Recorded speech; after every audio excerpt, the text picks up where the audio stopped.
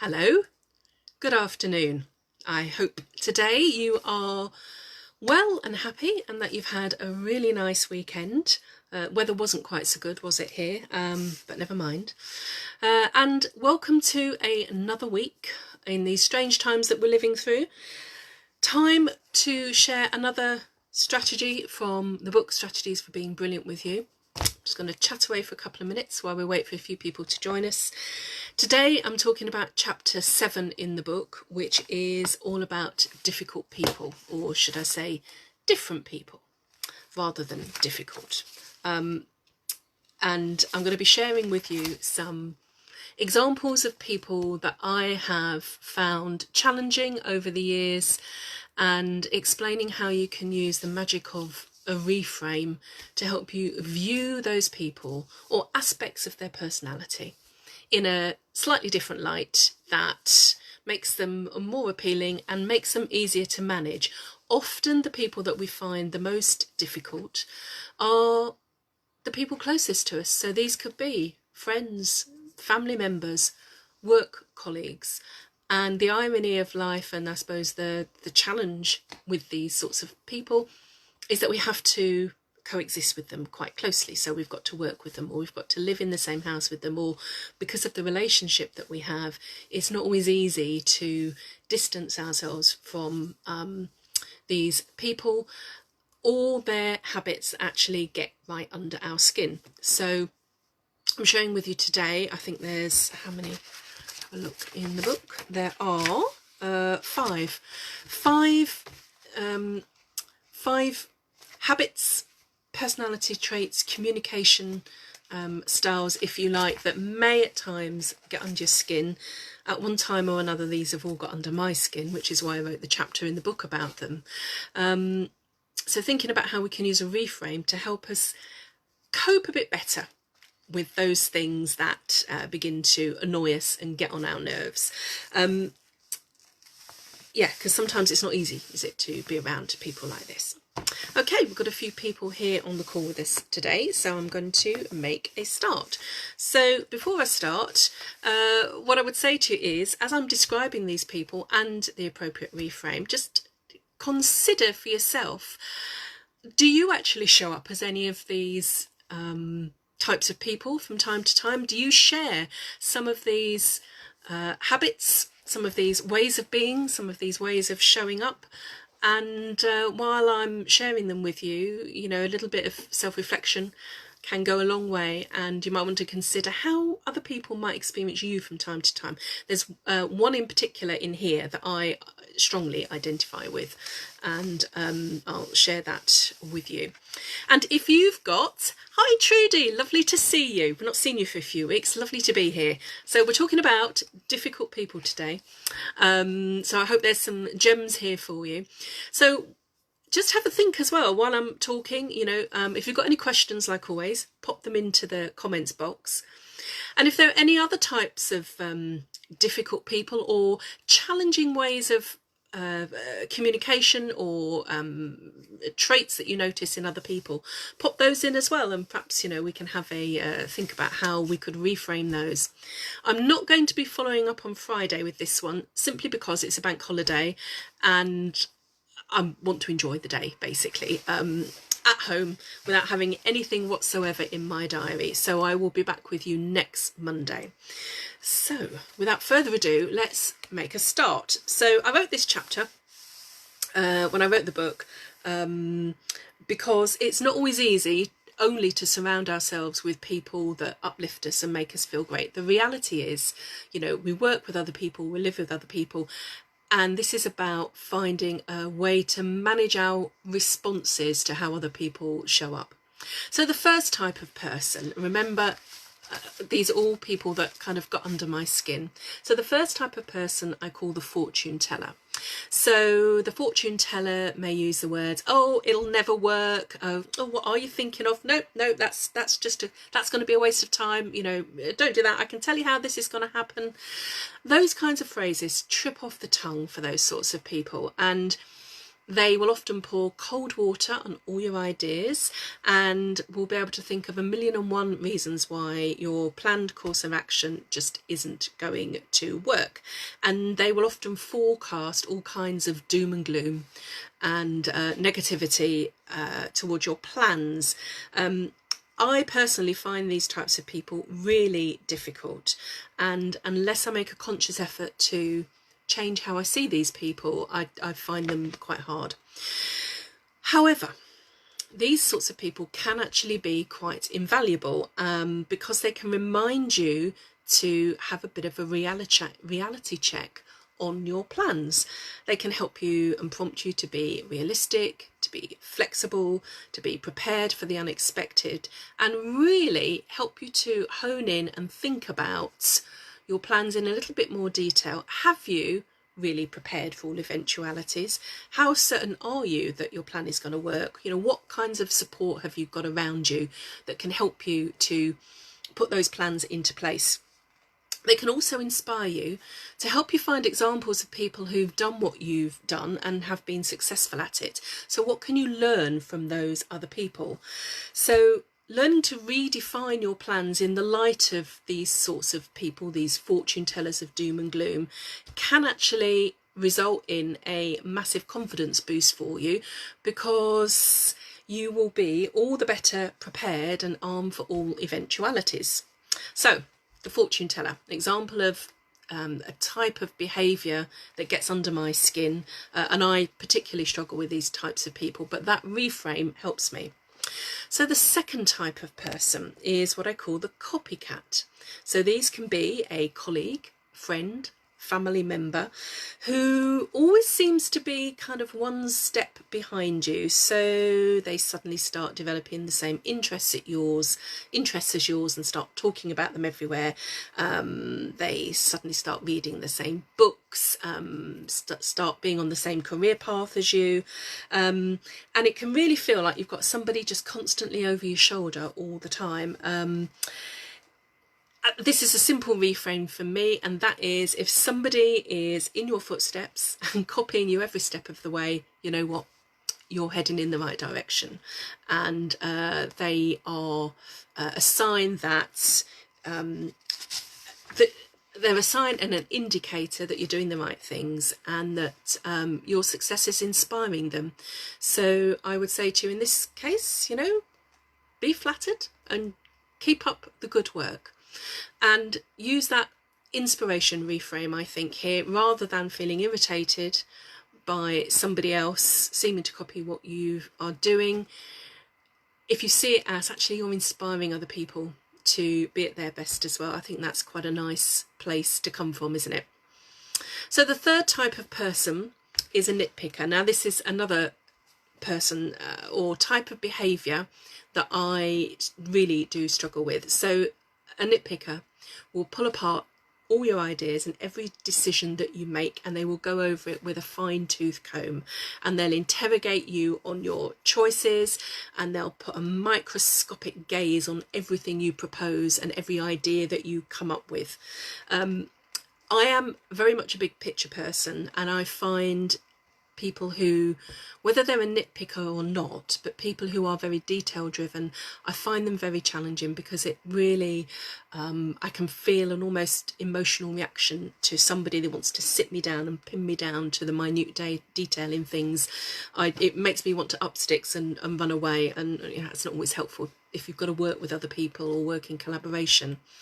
So I think for this, I've learned over the years that these sorts of people complement my sort of bigger picture thinking really nicely, and I would not have experienced the successes that I've had in life had I not had people like that around me. So they actually can be invaluable. So their robust and vigorous approach can really help you to see how effective and realistic your plans are. And if you can manage to convince those nitpickers and those detail people that your project is going to work, then I think what you're doing will be able to stand up to anybody's scrutiny, and you're more likely to experience more success, no matter how irritating and uncomfortable having to focus on that detail may be. If you are able to do it, then it can work wonders for you. So this is one I've found particularly challenging, but I can see that, you know, projects I've worked on in the past, I've really needed that eye for detail. And I've learned over the years to value people like that. It makes me stand my ground, it makes me think through my arguments and present them in a logical, objective way, and it makes me much surer of myself. So the fourth one is I call the interrupter, and this is one I kind of identify with a little bit myself, which is ironic given what I do for a living, which is listen to people. So the interrupter does just what it says on the tin. So they don't exhibit good quality listening. What they do is they listen with the intent to jump in and pounce at the earliest opportunity and get their own viewpoint into an argument. So they can be listening to you for a little while, then immediately they'll pick up the reins of the conversation and turn the conversation right back to themselves. And it can result in you feeling not heard, and people who constantly interrupt, I think, are quite exhausting to be around. And I have to say that when I've been in gatherings and groups of people where there are constant interrupters around, and I've watched the person who's being interrupted, I've watched their reaction to being interrupted, and my heart goes out to them. It's really, I think, one of the, and often people who interrupt don't know they're doing it and they don't realise they're doing it, and I think most of the time there's no actual harm intended. However, the upshot of it is that people feel cut off, they feel unacknowledged, like they're not being listened to, and they're left feeling that they are of no importance or very little importance. So I think this particular communication habit or way of showing up can be quite damaging to other people, and it's something I keep an eye on myself as well. As I said at the beginning, some of these I identify with, and this is one of them. Even though I'm trained to listen to people for a living, I do notice myself at times interrupting, and that's the key. I notice myself, and when I notice myself, I stop. I take a step back, and that one occasion of noticing is enough to change my behaviour. I'm hyper aware of it, and if you have a tendency to do this yourself, then make a deal with yourself to monitor your conversations with others for a little while and just see how often you interrupt and take over a conversation. So I think the reframe for this is, if you are surrounded with interrupters, it's a massive lesson in how not to be, how not to show up for other people, and to take that step back and be a more considerate communicator and a more considerate an understanding friend, partner, whatever your relationship is with people. So I think for interrupters, there's a huge amount to be learnt from them. So the fifth and final difficult person, and the appropriate reframe with it, comes from the person that I call the why don't you. Now this is the one I think I most strongly identify with myself, having been a teacher for 20 years and run my own business for another 10. I've spent most of my adult life Trudy, yes. Yep, happens to the best of us. I think just raising that awareness, Trudy, that this is what we do, can perhaps not eliminate it altogether, but really help to stop you in your tracks and just make you more aware of it. And when we're aware of something, that's when we can begin to make changes. So the why don't you, these are people who will jump in, not only pour scorn on what you are saying, but actually offer up suggestions constantly to you. Well, why don't you do that? Why don't you do that? I think you should do this. That won't work. You should do this. They will see themselves as the font of all wisdom and all knowledge. And as I said a minute ago, I think if I asked other people, a sneaky suspicion I might fall into this at times, not too often I hope, but as I said, I've been a teacher for 20 years. my own business as a trainer for the last 10, I'm used to communicating in that kind of more instructional, didactic sound. But the other thing is that sometimes another viewpoint can really be helpful. And if you're somebody who doesn't often ask for help or ask for anything, I think understanding that sometimes, not asking, the world and her wife and inviting opinion from everybody, but having a select group of people around us that we trust and that we know have our best interests at heart, and just eliciting, a little bit of what do you I'm considering this. What do you think? I'd value your input. Can sometimes be helpful if it's done in the right way, and this is to ask all and sundry and invite all and sundry's opinions. That's very often not helpful.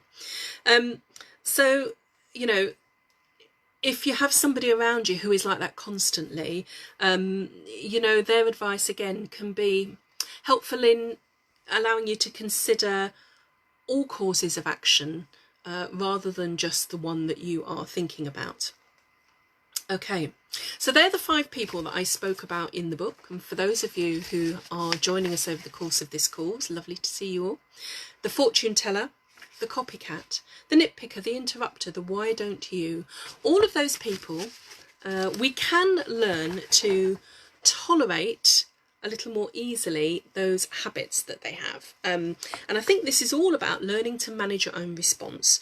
Often these people are people that are very close to us, so they will be work colleagues, they may even be our boss, they could be our employees, they could be colleagues at the same level of us in an organisation, but they could also be your family members and close friends. So these are people that you love and you want those people around you, but they have these annoying habits that get under your skin. So by learning to take a little reframe when it comes to those habits and the way that they communicate can be very helpful. So the other thing I wrote down here when I was planning this session is, what else could you choose to focus on instead? And that is a perspective that's really helped me over the years. It's very easy, isn't it, to focus in on one person's small habit that they have or way they have of showing up or communication style, and then blow that up so that it becomes the most important thing about them, and it fills our lives and it fills our minds and our emotions with that one particular thing. But the reality is that really is only one small part of somebody else. And the truth is, those people will have far more, they will have other qualities that are far more endearing and are actually the reason why we love those people in the first place, or the reason why, in terms of friends and colleagues we get on with, that we are actually friends. And I think another way to handle difficult people is to focus more on what we've got in common rather than what we don't have in common, rather than our differences, and deliberately choosing to focus on the parts of that other person that you really do love, you really do like, you really do value, can help us to get a sense of perspective and shrink down those more annoying parts that we perhaps aren't so keen on. I think, I just wanted to share one thing. So a very wise person was talking to me once, and they were talking about the phrase, get my goat. We often say, oh, that person really gets my goat. And his very wise advice was, they can only get your goat if your goat is out there to be got. I like that, do you?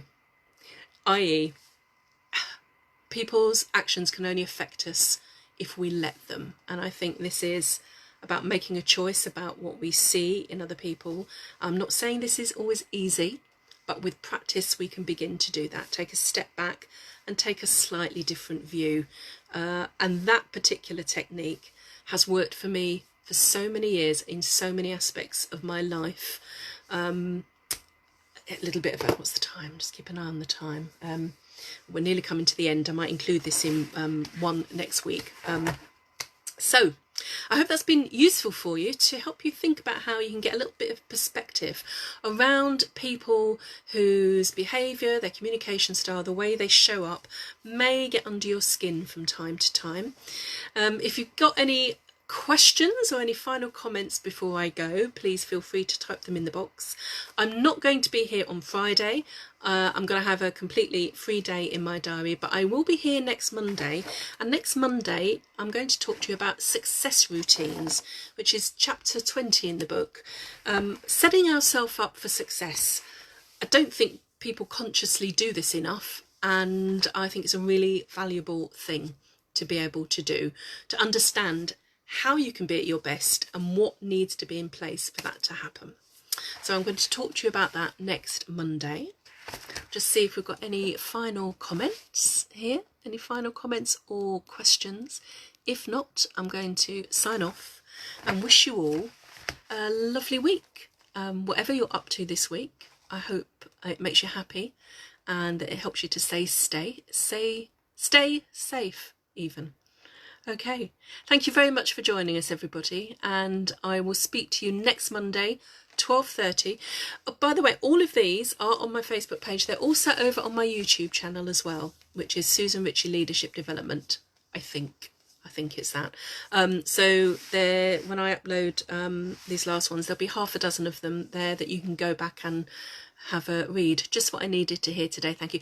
A pleasure, Trudy. Very happy that it's been useful for you. That's my intention. Have a lovely week, everybody, and I will see you next Monday, 12:30, with success routines. Take very good care and have a fantastic week. Bye bye.